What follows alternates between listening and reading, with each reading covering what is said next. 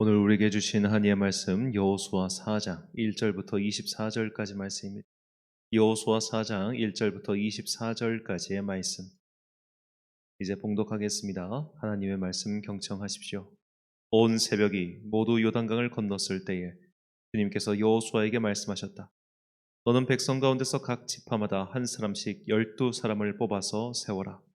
그리고 그들에게 제사장들의 발이 굳게 선 그곳 요단강 가운데서 돌 12개를 가져다가 오늘 밤 그들이 머무를 곳에 두라고 하여라. 여호수아는 이스라엘 자손 가운데서 각 지파마다 한 사람씩 세운 그 12사람을 불러서 그들에게 말하였다. 주 당신들의 하나님의 언약궤 앞을 지나 요단강 가운데까지 들어가서 이스라엘 자손의 지파 수대로 돌 하나씩을 각자의 어깨에 메고 오십시오.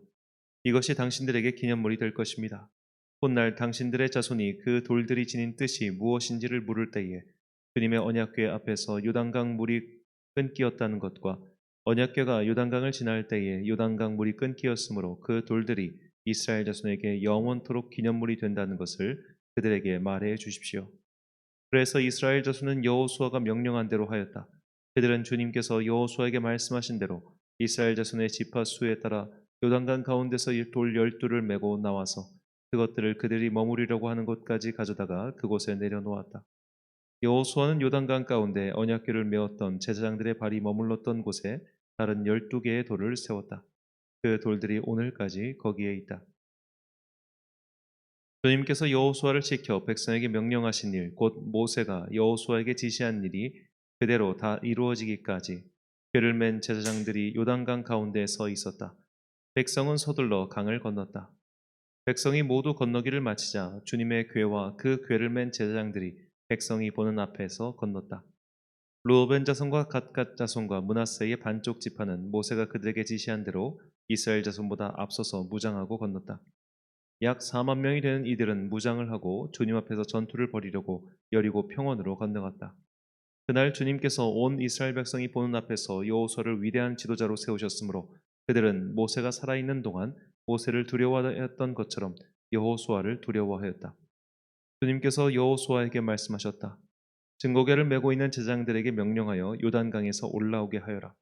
그래서 여호수아가 제장들에게 요단강에서 올라오라고 명령을 내렸다. 주님의 언약궤를 맨 제사장들이 요단강 가운데서 올라와서 제사장들의 발바닥이 마른 땅을 밟는 순간 요단강 물이 다시 원래대로 흘러 전과 같이 강둑에 넘쳤다. 백성이 첫째 달 열흘에 요단강을 건너 여리고 동쪽 변두리 길갈에 진을 쳤다. 여호수아는 요단강에서 가져온 돌 12개를 길갈에 세우고 이스라엘 자손에게 이렇게 말하였다. 당신들 자손이 훗날 그 아버지들에게 이 돌들이 뜻이 무엇인지를 묻거든 당신들은 이 자손에게 이렇게 알려주십시오. 이스라엘 백성이 이 요단강을 마른 땅으로 건넜다. 우리가 홍해를 다 건널 때까지 주 우리의 하나님이 우리 앞에서 그것을 마르게 하신 것과 같이 우리가 요단강을 다 건널 때까지 주 우리의 하나님이 요단강 물을 마르게 하셨다. 그렇게 하신 것은 땅의 모든 백성이 주님의 능력이 얼마나 강하신가를 알도록 하고 우리가 영원토록 주 우리의 하나님을 경외하도록 하려는 것이다. 아멘. 믿음은 전달자가 필요하다라는 제목으로 하나님의 말씀 선포하겠습니다.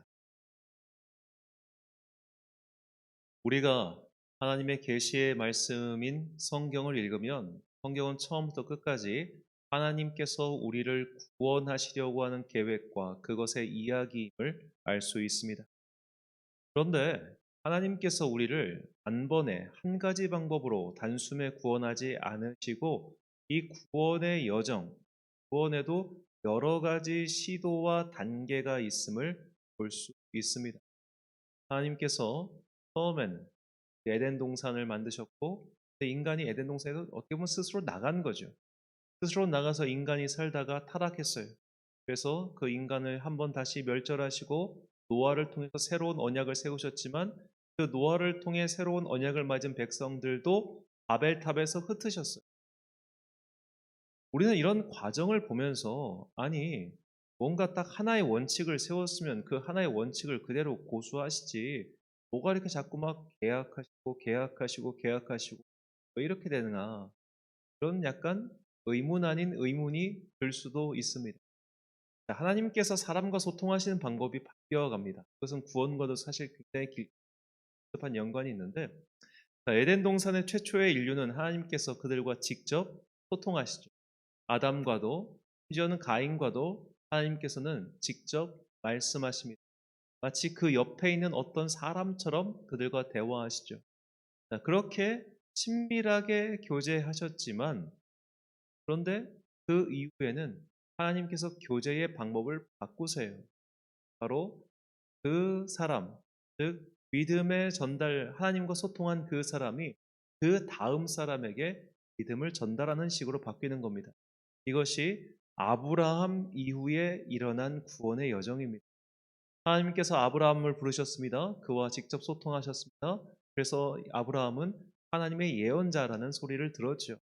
그리고 나서 이삭 때부터 하나님께서는 아브라함의 믿음을 이삭이 계승하고 또 이삭의 믿음을 야곱이 계승하고 이렇게 누군가의 믿음을 승계받는 혹은 누군가에게 믿음을 전달받는 그런 방식으로서 이 구원의 여정을 조금씩 변화시키신 것이죠. 왜 이렇게 변화시키셨을까요? 저는 이것을 하나님께서 우리가 어린아이의 상태에 머물러 있지 않기를 바라시기 때문이다라고 그렇게 믿습니다. 어린아이는 모든 것을 다 부모가 해줘야 합니다. 모든 것을 다 부모가 해줘야 돼요. 그런데 모든 부모가 내 자식이 이렇게 어린아이 상태, 뭐 2살 내지 3살의 상태에 머물러 가지고 평생 동안 내 품에서 내가 주는 젖 먹고 내가 주는 음식 먹고 이렇게 둥기둥하게 그렇게 살기를 바라는 부모는 한 명도 없을 거예요. 다들 자녀가 장성해서 각자의 몫의 인생을 살아가길 바라겠죠. 하나님께서도 마찬가지이십니다. 우리가 어린아이인 상태로 그렇게 막 부모의 뜻도 모르고 부모의 마음도 모르고 이렇게 그냥 맨날 징징거리며 사는 그런 상태를 바라지 않으시고 부모의 뜻을 알고 부모의 뜻을 순종하면서 그리고 나를 이 땅에 부르신 그 하나님 아버지의 뜻을 발견하고 그 뜻을 따라 살아가는 성인의 삶을 바라신다는 거예요. 이렇게 성인의 삶을 위해서는 하나님께서 매일매일 그를 그냥 이래라 저래라 이래라 저래라 그러는 게 아니라 스스로 판단하고 생각하고 하나님의 뜻이 무엇인지 궁구하며 살아가는 것이 필요하다는 것. 이것을 위해서 하나님께서는 각 사람과의 매 순간의 직접 소통을 이제는 방법을 바꾸셔서 사람을 통해서 믿음을 전달하신 방법을 택하신 것입니다. 저는 그렇게 생각합니다. 이것에 대한 또 다른 근거가 이제는 시내산 사건이죠. 시내산에서 하나님께서 직접 임재하셨습니다. 직접 말씀하셨습니다. 그러니까 사람이 견디질 못. 하나님 도저히 저 말을 들을 수가 없으니 모세 당신이 혼자 가시오. 그러니까 우리가 날마다 하나님의 음성을 들으면 좋을 것 같습니까? 못 견딥니다. 못 견뎌요. 인간은 그것을 견딜 수 있는 구조로 만들어지지 않았습니다. 그 어미하신 하나님의 존재를 인간은 다 받아들이고 견딜 수가 없어요. 그렇기 때문에 우리는 어쩌면 그러니까 이거 참 비유하기 어려운 것도 있는데 큰 나무 밑에서는 작은 나무가 자랄 수가 없지 않습니까? 그래서 하나님께서 우리가 자랄 수 있도록 공간을 만들어 주신 것이다. 저는 그렇게 생각합니다. 자, 이스라엘 민족의 구원 역사를 보면 하나님께서는 처음에는 모세와 아론이라고 하는 직접 소통 대상자, 그러니까 하나님과 직접 소통할 수 있는 그 사람을 통해서 믿음을 전달받게 하셨어요. 모세를 통해서 율법을 주신 이후에는 이제 제사장들을 세우셔서 그들을 통해서 하나님의 뜻을 실천하며 믿음을 전승할 의무를 주셨습니다. 이처럼 하나님께서는 사람을 세우셔서 믿음의 전달자로 삼으셨습니다. 이것은 하나님의 자녀인 우리가 어린아이의 상태에 머물지 않고 어른이 되길 바라셨기 때문이죠.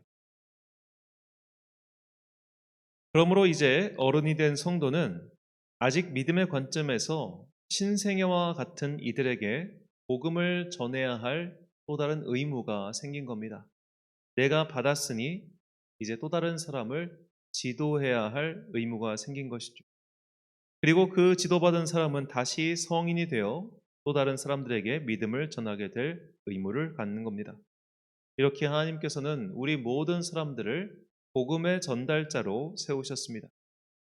오늘 본문 말씀은 하나님께서 다른 무엇이 아닌 사람을 세우시고 그 사람을 통해서 믿음을 전달하게 하신다는 것을 분명히 보여주는 사건입니다. 이제 이스라엘 백성이 여호수아의 인도하에 요단강을 건넙니다. 요단강을 건넜다는 것은 마치 로마 공화정 시대의 장수인 율리우스 카이사르가 주사위는 던져졌다라는 유명한 말을 남긴 채 루비콘 강을 건넌 것과 마찬가지죠. 이제는 돌이킬 수 없는 본격적인 전쟁이 시작된 겁니다.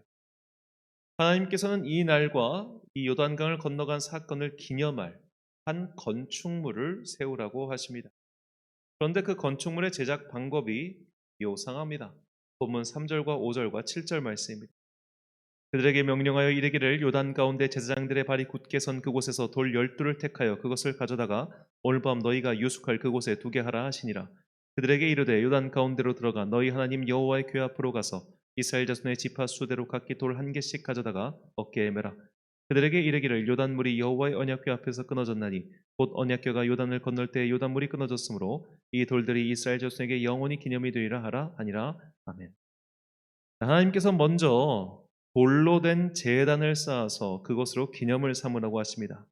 우리가 유심히 봐야 될 것은 돌의 종류입니다.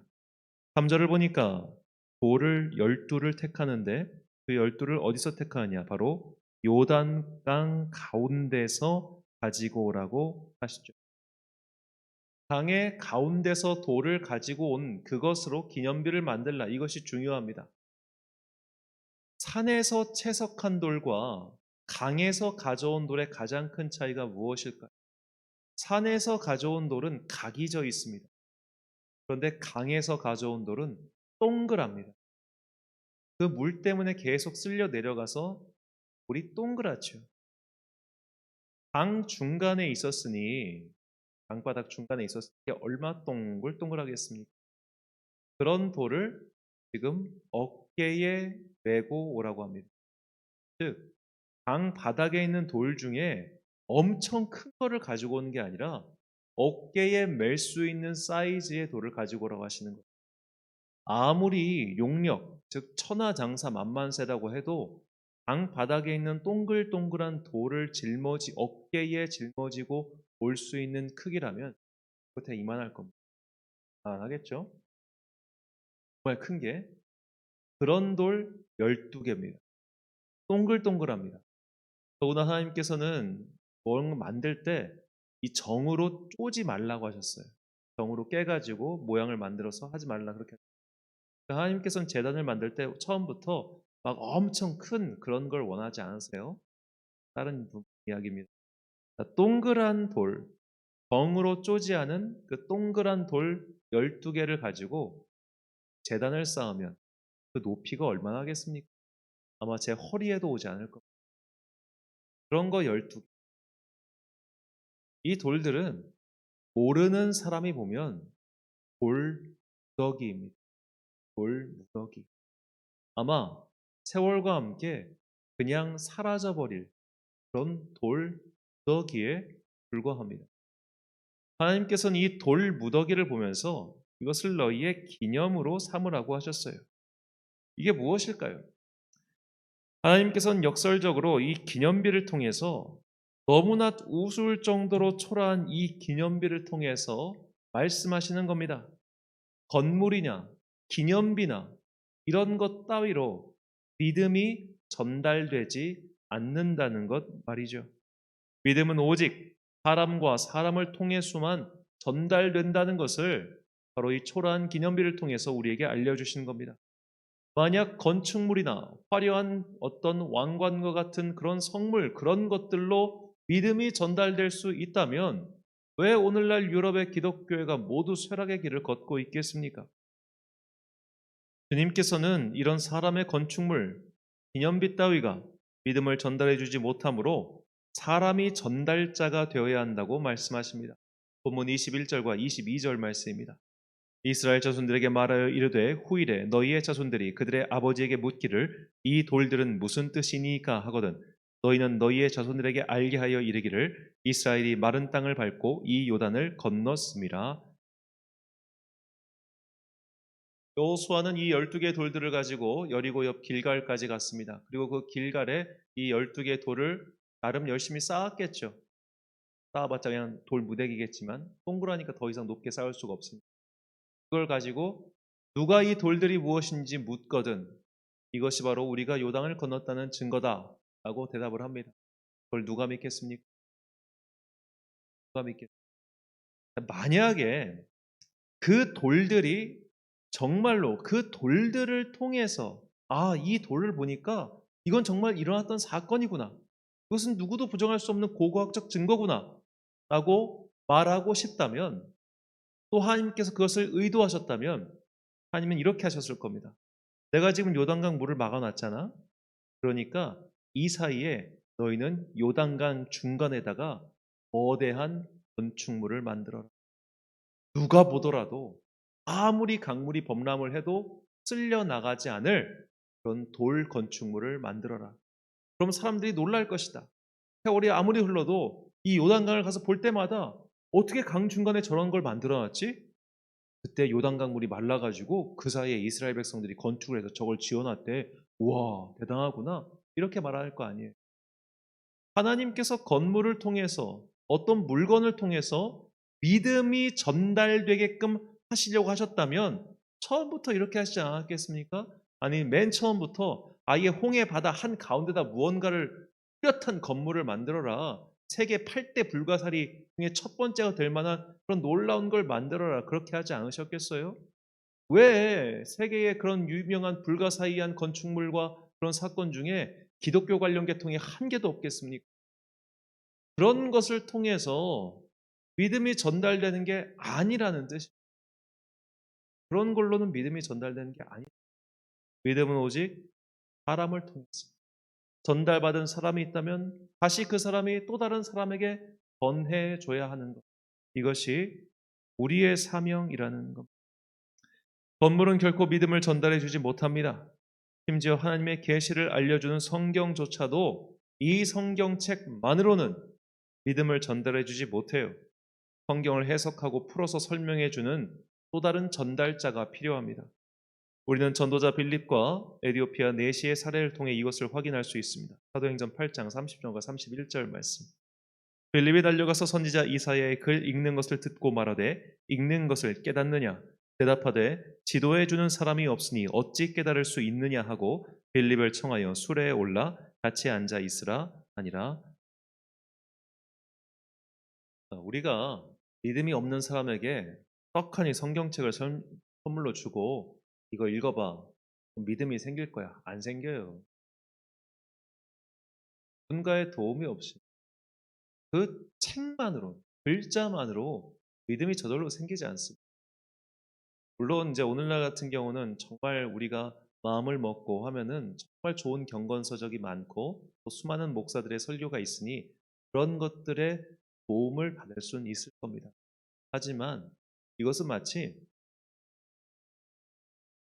정말 초등학교, 중학교 때 공부 한 글자도 안 하다가 고등학교에 간 친구가 내가 지금부터 열심히 공부해야겠다 해가지고 혼자서 참고서 보고 교과서 읽고 또 인터넷 강의 들으면 걔가 성적이 나올까요? 안 나옵니다.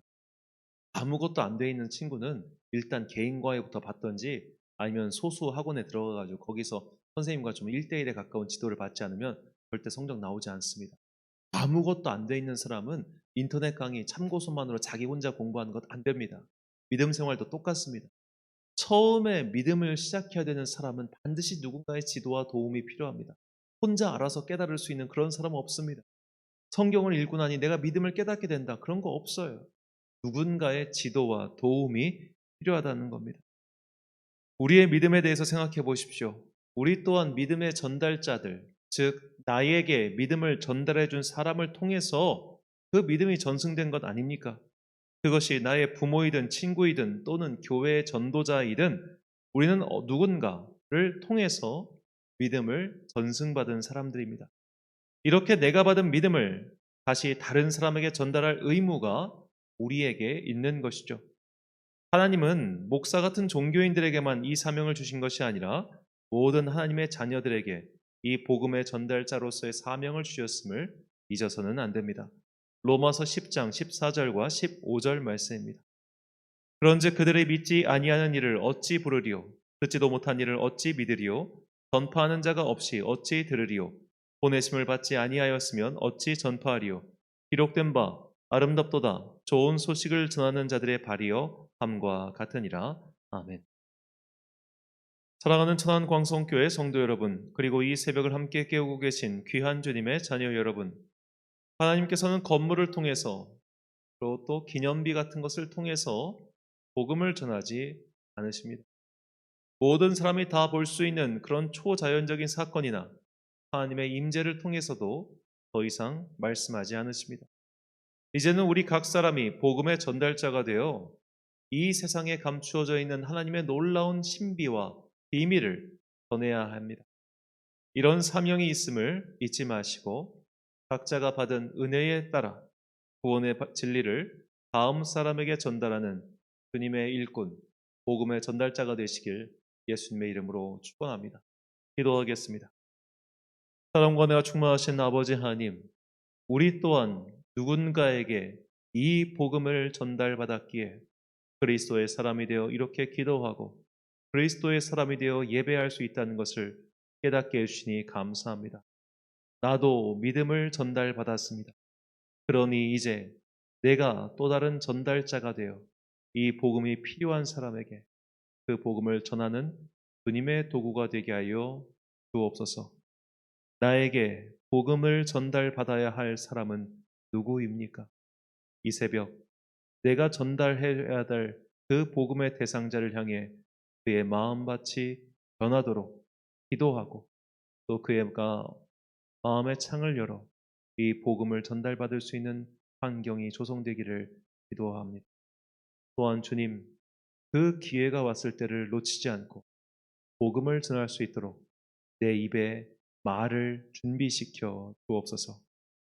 오늘도 각자의 삶의 자리에서 열심히 살아가는 당신의 자녀들에게 복과 은혜 내려주시고 이 땅을 살아가는 동안 자꾸만 우리의 영혼이 검질어지고 거칠어지고 있는데 주님께서 은혜의 복음으로 우리의 거칠어진 마음을 녹여 주옵소서.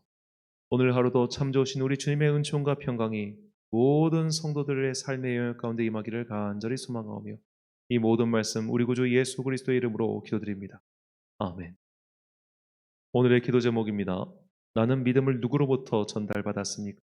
그리고 내가 받은 이 믿음을 전달해야 할 다음 주자는 누구입니까? 받은 구원에 감사하며 복음을 전달받을 다음 사람을 위하여 기도하십시오. 오늘 주신 기도의 제목 가지고 기도와 묵상에 힘쓰는 하루 되시길 바랍니다. 기도하겠습니다.